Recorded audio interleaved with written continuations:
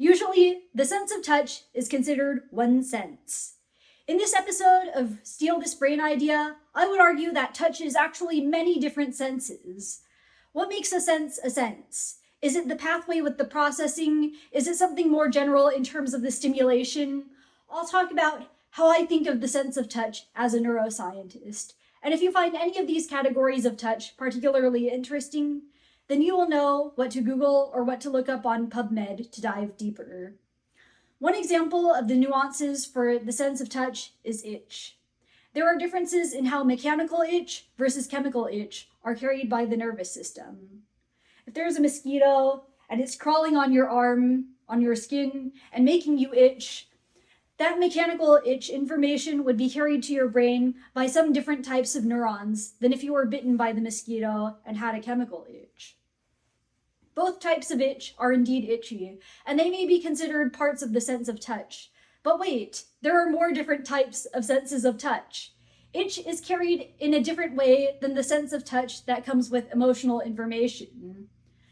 With emotions, every emotion comes with a feeling in the body. It becomes much easier to read other people's emotions if you physically mirror their expression with yours and ask yourself, how are you feeling when you make that expression? You might get a sense that they are feeling a positive emotion, but is that positive emotion contentment, playfulness, joy, or excitement, or is it more than one of these things? Being able to interpret their emotion may help in relating to them. Similarly, you can connect with your own feelings better by noticing where your body is storing tension when you are stressed. Some people store tension in their calves, some in their jaws, some in their guts, and some in other parts of their body. Noticing where you store tension might help you to relate to yourself so that you may take care of your emotional needs before they might get out of hand. Also notice that you might feel as if you are lighter if you are happy, and you're heavier feeling if you are tired, even if you objectively weigh the same weight both times. If you're nervous, then you might feel your heart beat faster and as if there are butterflies in your stomach. Every emotion comes with feelings in the body, which is why they are called feelings. The sense of your internal state is known as interoception.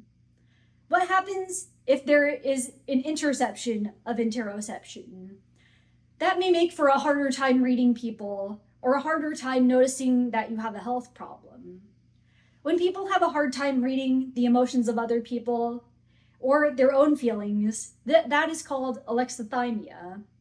Alexithymia, it's not a medical condition, but it's very common. About 1 in 10 people have it.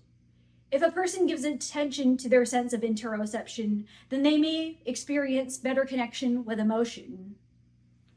I think interoception is useful in terms of gut feeling, which gives rise to intuition or hunches about what is happening. Even with all of the technology we have these days, it's notable that it is based on generalized knowledge. And while it's useful to make decisions based off of data, some things are hard to quantify for the small sample size that is that individual in that particular situation. Also, we often need to make decisions quickly, in the moment, for how to respond to conversations. We can't just analyze what to say all day. Fear is hard to quantify. Love is hard to quantify. Despite the vast amount of data available, many people do not know what they want to do with their lives. They will need to rely on information from intuition about their stories and memories to make decisions. And intuition may help them figure out what is right and what is wrong in making decisions on next steps. Speaking of wrong next steps, many adults have terrible posture. This is partly because from a fairly early age, people have to sit still for classes. It's also because the world seems to be becoming more passive and more virtual over time, where people are not walking or standing so much, or they're in front of screens of computers working on things all day.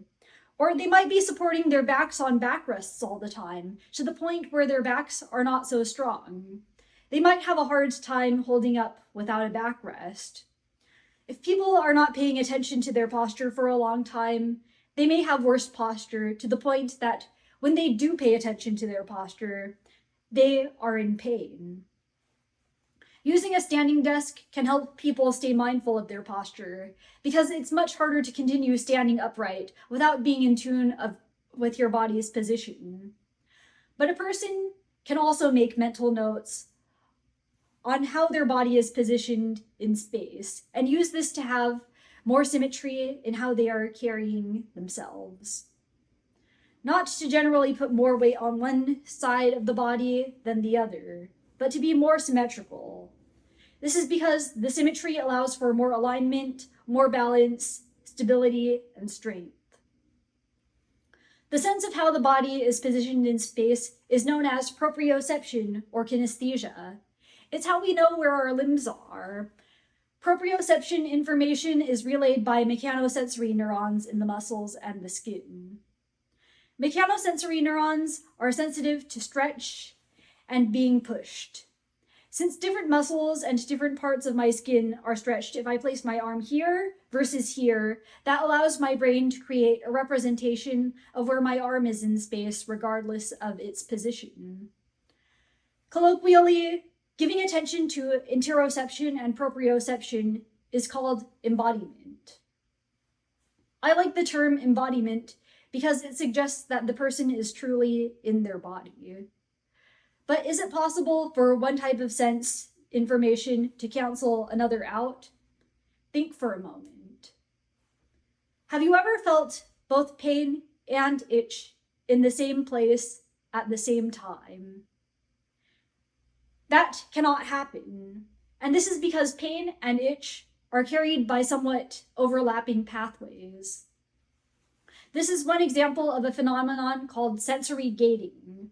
Sensory gating is what happens when information from one stimulation cancels out information from another. Another example of sensory gating is as if you stub your toe.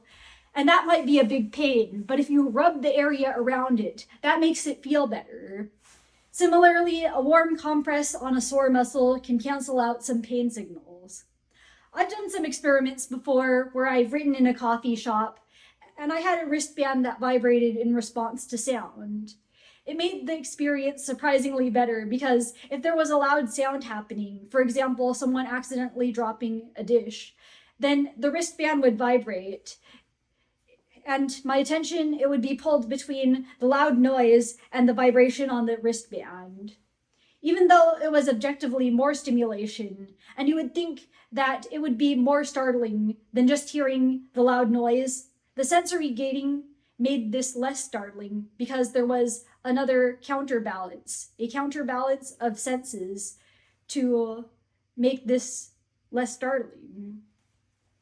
You might want to steal the brain idea of many different senses of touch because knowing that there is a lot of nuance to the sense of touch might help you with postural control, with intuiting what is going to be funny to someone in the given moment, or with developing technology using sensors that carry information on different kinds of touch in different ways.